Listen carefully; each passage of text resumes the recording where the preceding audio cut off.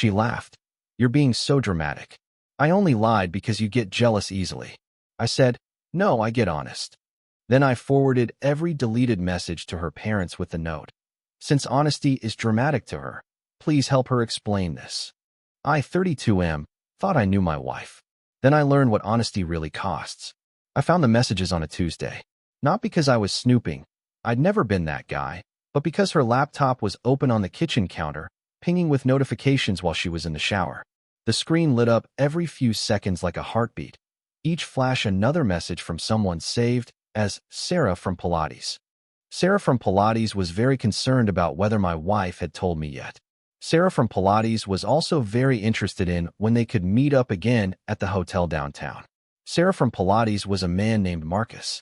I stood there with my coffee getting cold in my hand, watching the messages populate in real time.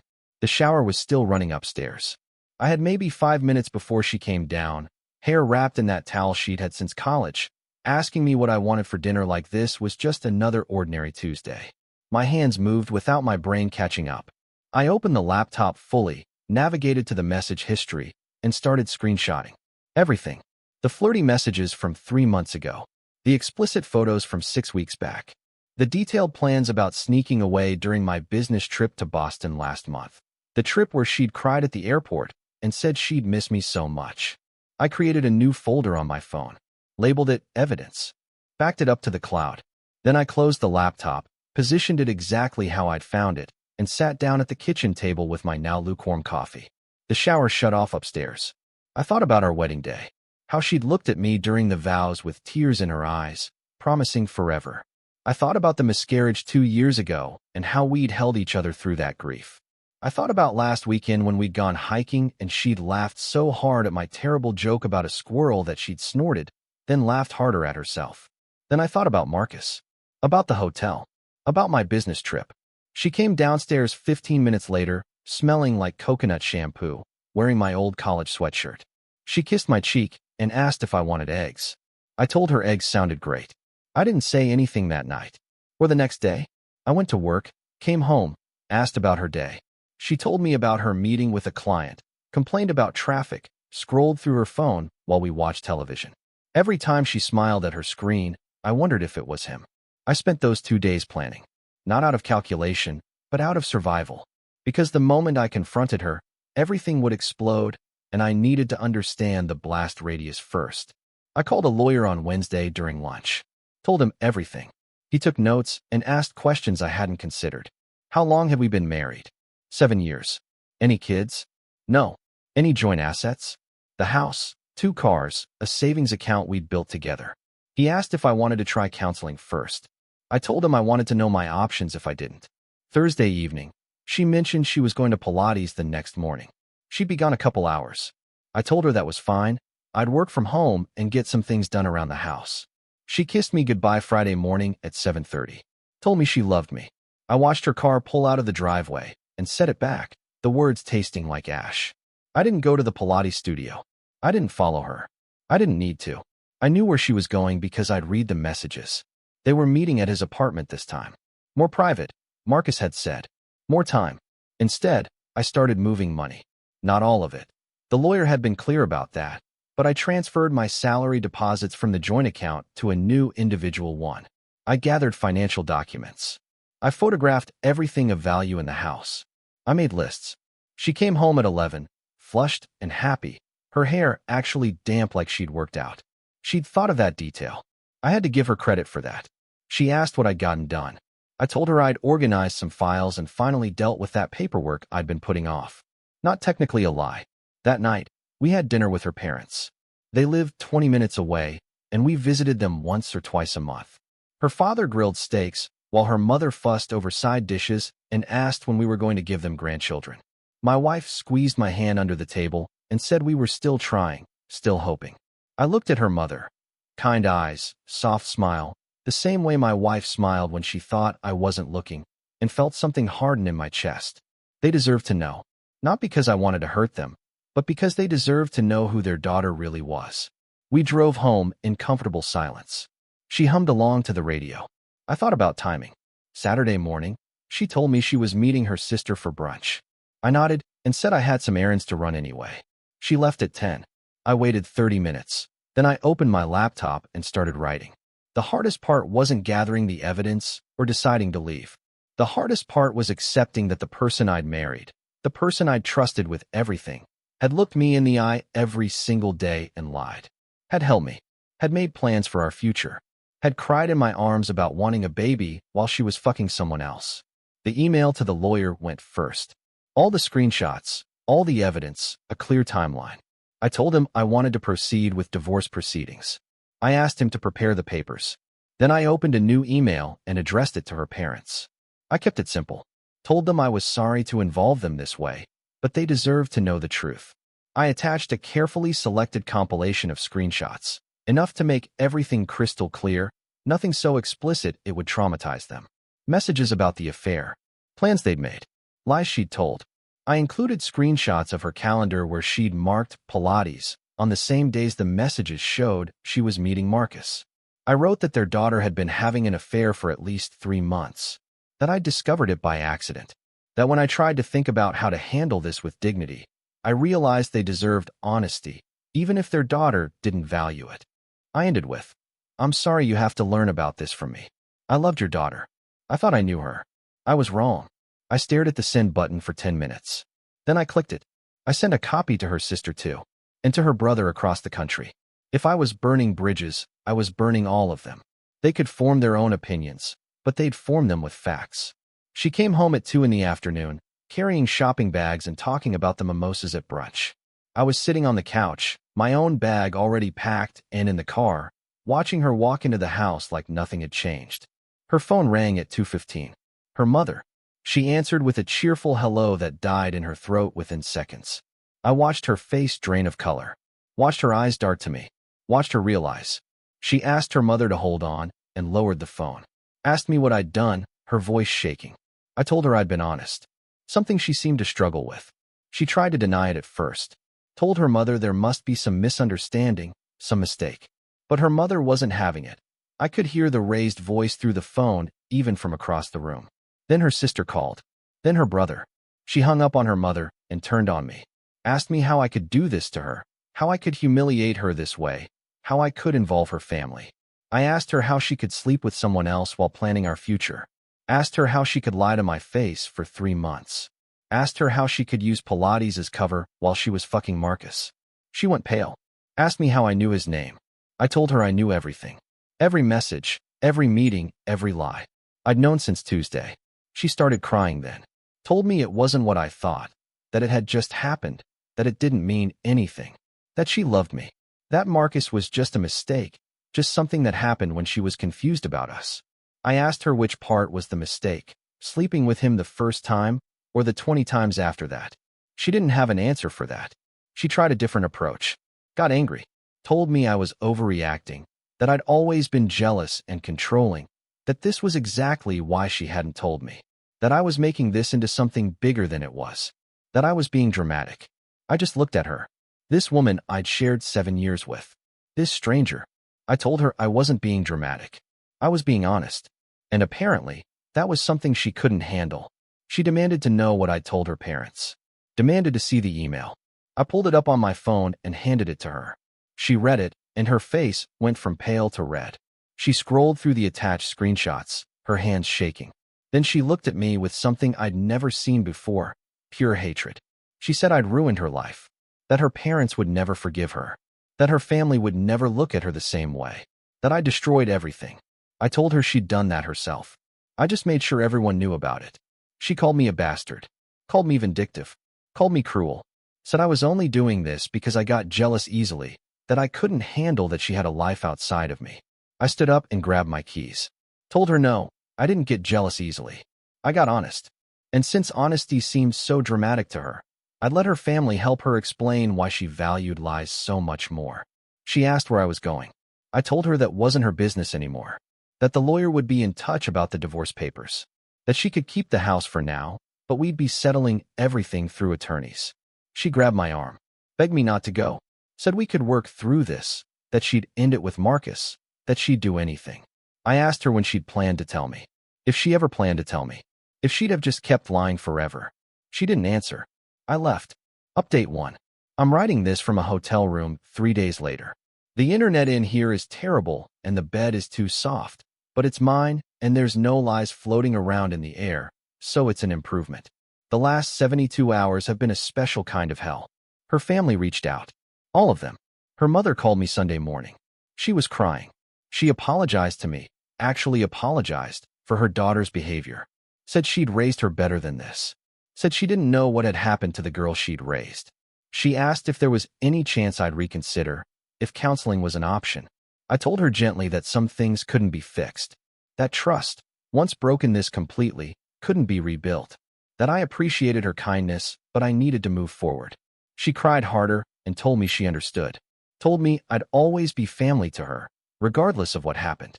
That broke something in me I hadn't realized was still intact. Her father called next. He didn't cry. He was angry. At her, not me. He said things I won't repeat here, but the gist was that he'd raised his daughter to have integrity and he was ashamed of what she'd become. He said I deserved better. He said he was sorry. The sister was colder.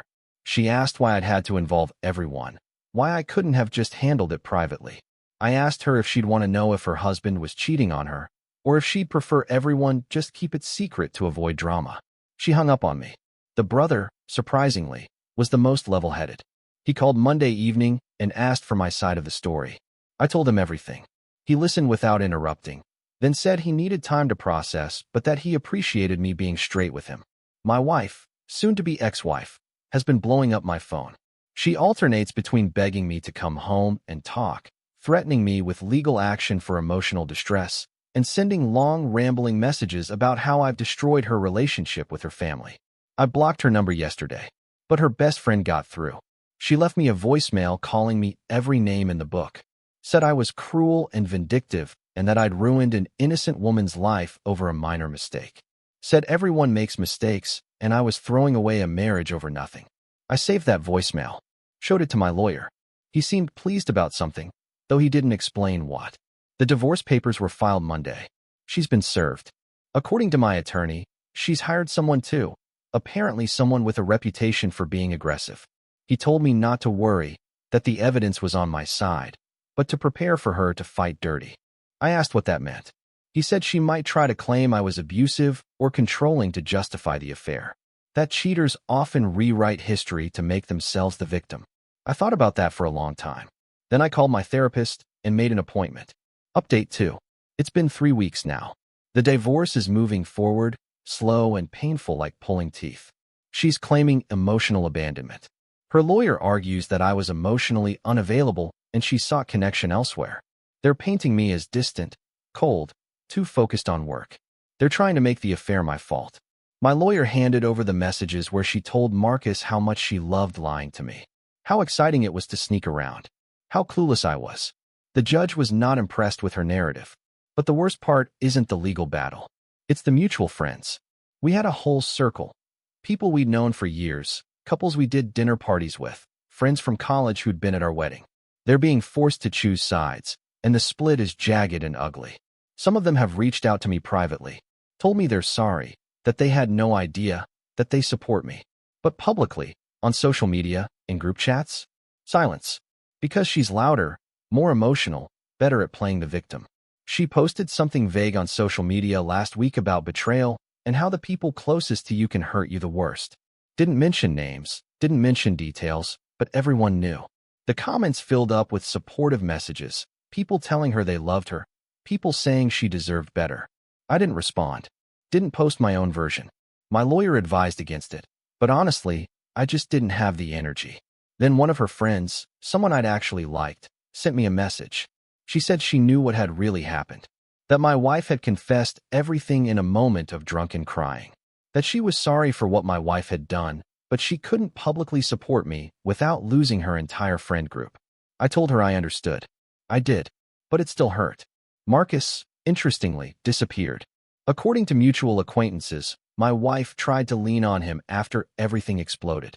Turns out he wasn't interested in being her emotional support after the affair stopped being fun and started being complicated. He blocked her, moved on, probably already on to the next married woman. She spiraled after that, started posting more frequently, more desperately. Photos of herself looking sad with captions about healing and growth. Pictures of our house with nostalgic captions about memories. She was building a narrative, and I was cast as the villain. Then her mother did something I didn't expect. She commented on one of the posts. Publicly. Said that before anyone passed judgment, they should ask themselves if they knew the whole story. Said that sometimes the person crying the loudest isn't the person who was hurt the most. The comments section went quiet after that. My wife deleted the post within an hour. Her mother called me that night. She told me she couldn't stay silent anymore, not when her daughter was lying to everyone. She said she loved her daughter but couldn't enable this behavior, that she'd raised her better, and if she wanted to act like a victim, she'd have to do it without her mother's support. I thanked her, told her she didn't have to do that. She said yes, she did, because integrity mattered more than keeping the peace. The house is in the process of being sold. Neither of us wanted to keep it. Too many memories, too much history. We'll split the proceeds. The lawyer says it's one of the few things we actually agree on. I've been staying with a friend while we sort everything out. He's been good about it, giving me space when I need it, beer when I need it more. He told me last night that he'd never really liked her anyway, that he'd always thought she was too focused on appearances, too concerned with what people thought. I asked him why he never said anything. He shrugged and said you don't tell someone their partner isn't good enough unless they ask, that it never goes well. He was probably right. Work has been an escape. I throw myself into projects, stay late, volunteer for assignments nobody else wants. My boss pulled me aside last week and asked if I was okay. I told him I was going through a divorce. He nodded, told me to take whatever time I needed, and then gave me a raise. I think he was just being kind, but I'll take it. Update 3. 2 months since I sent that email. The divorce is nearly finalized. Just waiting on a judge to sign off on the settlement agreement. She's moving across the state. Fresh start, she told her family. I think she just can't stand the weight of everyone knowing what she did. Her friends, the ones who stayed loyal to her, have stopped reaching out. I think reality set in eventually. Or maybe they just got tired of the drama. Either way, my phone is quieter now. I've started seeing someone. Not seriously, just casually. Coffee dates, walks, easy conversation. She knows about the divorce, knows the broad strokes of what happened. She told me on our third date that she appreciated how honest I was about everything. I told her honesty was important to me, that I'd learned the hard way what happened when people didn't value it. She kissed me, said that was a good quality to have. My ex-wife's mother still calls sometimes. Just to check in, she says. To make sure I'm eating right and sleeping enough. Last week she invited me to Thanksgiving. Said she knew it would be awkward, but that I was still family to her, divorce or not. I told her I'd think about it. Her father sent me a text yesterday. Just a photo of him at a baseball game with the message, "Life goes on. Hope yours is going well." I sent back a photo of my morning coffee and a sunrise. Told him it was getting there. The thing about betrayal is that it doesn't end when the relationship does. It lingers. It changes how you see people, how you trust, how you love. I catch myself sometimes, with this new woman, waiting for the other shoe to drop, waiting for the lie, looking for the cracks. My therapist says that's normal, says it takes time to rebuild that foundation, that I'm doing the work, making progress. I believe her most days. I ran into Marcus last week. Pure coincidence, same coffee shop, same Monday morning rush. He saw me, went pale, tried to leave. I stopped him, not aggressively, just blocked his path politely. I told him I wasn't angry with him, that he was just a symptom, not the disease. That my ex-wife would have found someone eventually, because the problem was never about me being enough. It was about her never thinking anyone was. He stammered something about being sorry, about not knowing I existed at first. I told him I didn't care, that he could have his guilt, but I was done carrying anger. Then I bought my coffee and left. I don't know if that was closure or just performance, but it felt good. The house sold last week. We split the money down the middle. My half is sitting in an account, waiting for me to decide what comes next. Maybe a condo downtown. Maybe a small house with a yard. Maybe I'll travel for a while. For the first time in months, the future feels open instead of terrifying. I saw my ex-wife one last time, at the final lawyer meeting to sign papers. She looked smaller somehow. Tired. Her hair was different, shorter, darker. She'd lost weight. She tried to talk to me afterward.